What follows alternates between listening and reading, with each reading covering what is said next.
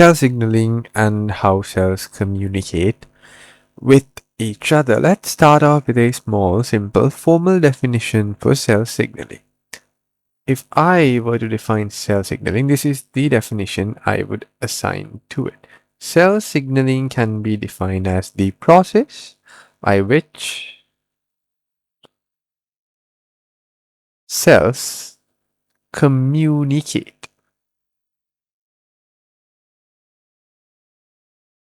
with each other.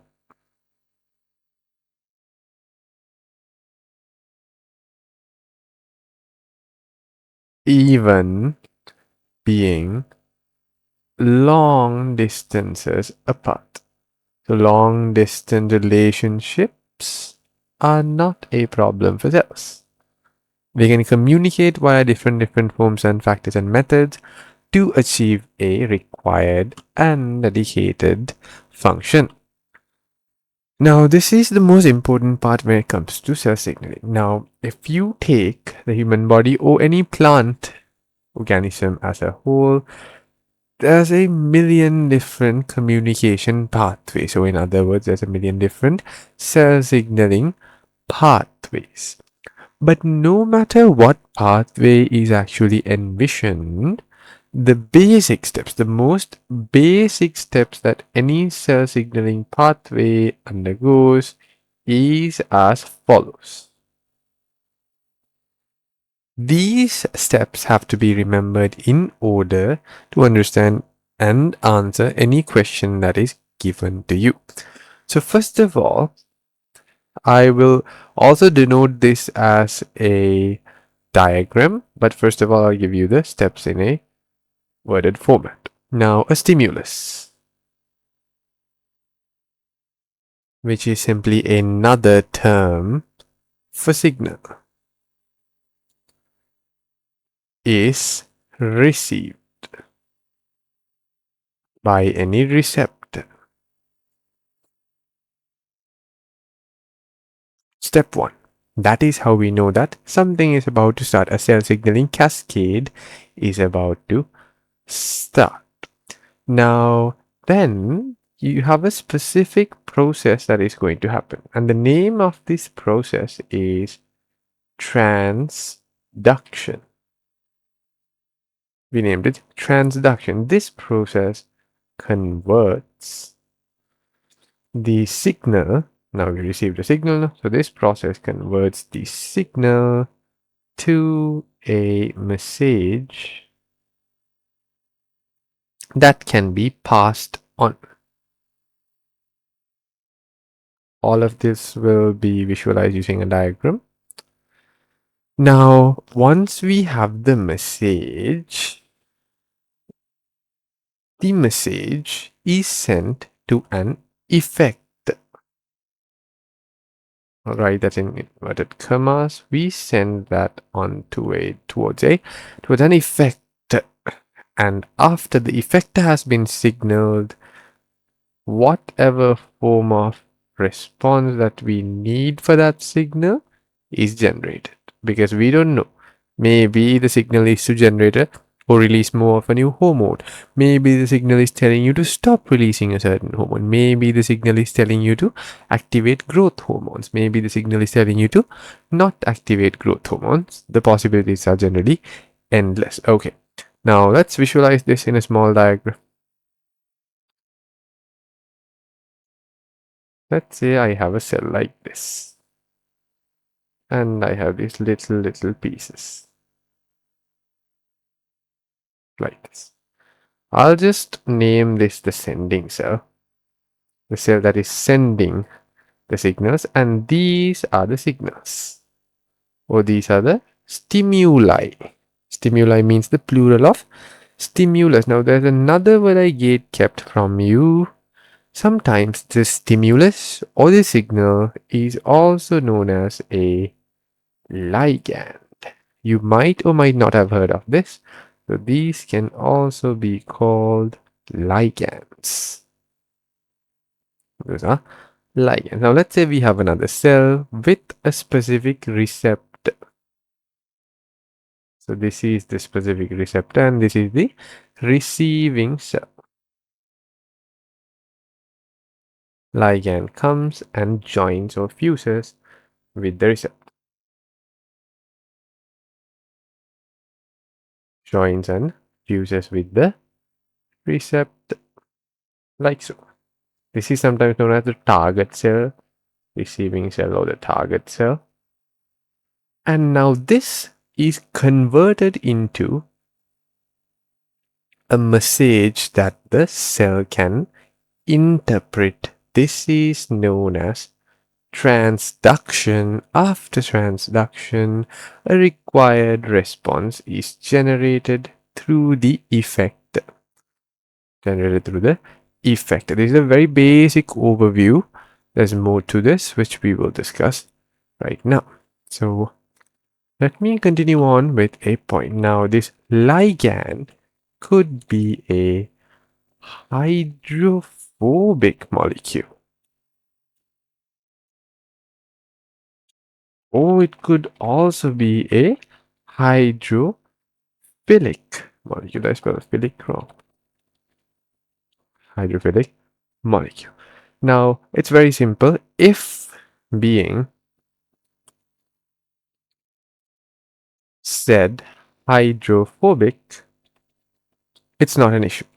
It can directly pass through. Do you recall from the previous spread that we said anything that is hydrophobic can pass through the bilayer, can pass through the membrane, the tears, because it is hydrophobic. If it's hydrophilic, only we have a problem and we have to utilize special channel proteins.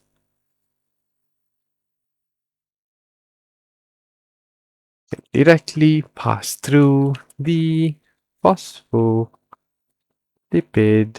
bilayer. Now, if the contrary is true, meaning if the molecule is actually hydrophilic, they need to go through a a specific signaling pathway. Not singing, signaling pathway.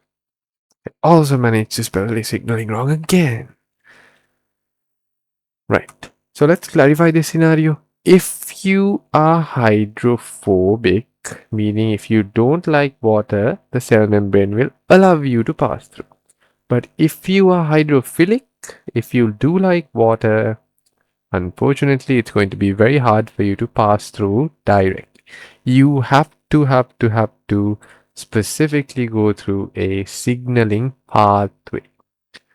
Okay, that's the only way that you can generate the message in the new cell to generate a required response. Okay, if you don't go through this specific signaling pathway, there's no way that you generate a response. That's unfortunate. Now let's look at how this happens.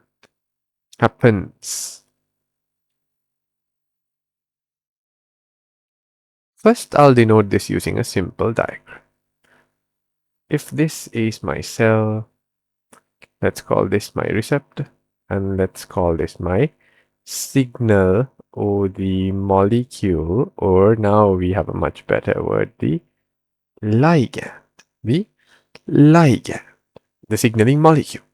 So first of all, this guy is going to go and bind to the receptor, obviously. That's step one. Then the receptor will undergo conformational change. That is just a fancy way of saying the receptor will change shape. The receptor will change its shape, and then it's going to activate the secondary component. Now, what is this secondary component? Inside each and every cell, basically almost each and every cell, we have a very special protein. This protein is known as the G protein. Don't ask me why, don't Google search why. It's just known as the G protein. Okay, just known as the G protein. So what happens is the ligand goes and binds to the receptor. Receptor changes shape and it enters. The signal enters the G protein.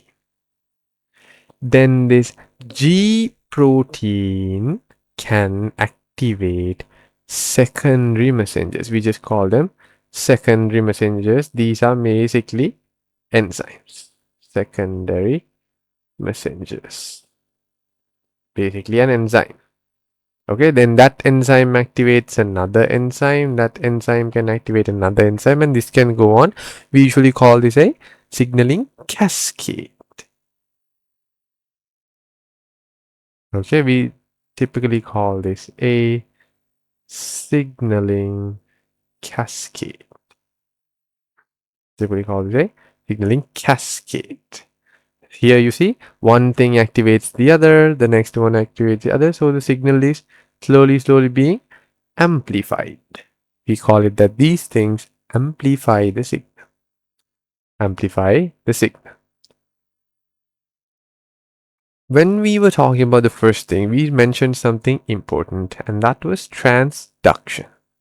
This specific term, transduction. So here, when the receptor binds to the ligand, or in other terms, if when the ligand comes and binds to the receptor and it activates the G protein, that is where the transduction is happening. That is where the transduction is happening. The ligand is being converted to a message onto the G protein. So if I were to simply state the steps, this is the very shortest form of it. The ligand binds to the receptor and it changes shape. Ligand binds to the receptor and it changes shape. Then the receptor activates the G protein, which then activates an enzyme which releases secondary messengers. Secondary messengers meaning more enzymes, simply more enzymes. Then finally, these secondary messengers diffuse, enzymes will diffuse and amplify the signal and activate other enzymes if you need, generating an appropriate response. And activate other enzymes, generating an appropriate response. And that's how the signaling cascade works if the molecule has to go through a specific signaling pathway. Now, why might the molecule need to do this? Why can't it cross straight away? If it's hydrophilic. If it likes water, it cannot cross the membrane directly, so it's a problem, and therefore what you're going to do is you're going to have to run it through this signaling cascade to generate the appropriate response to undergo transduction and then amplification and activation of secondary messages and everything and anything else that you need. Now, something interesting that happens from this is, now besides the signaling cascade and secondary messengers,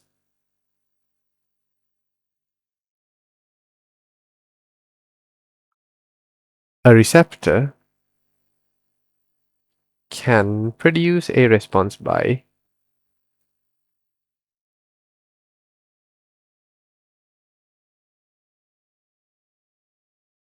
these actions. Now here, what happened was the receptor underwent conformational change, meaning it changed its shape after the ligand bound to it. And then what happened was this signaling cascade was activated.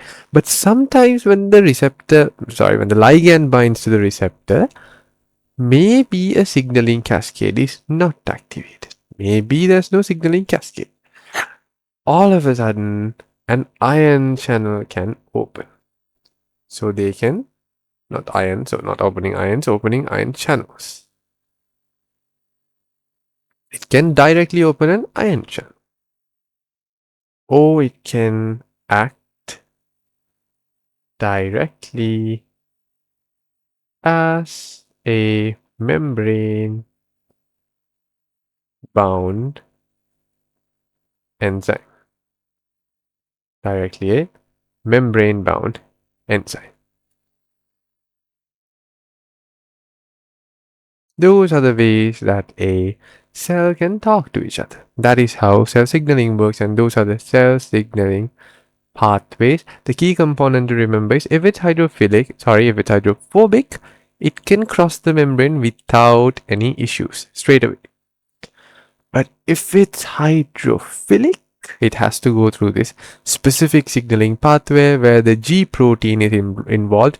Now, if a question asks you what is the major protein, what is the main protein that is involved in the cell signaling pathway, your answer would be the G protein.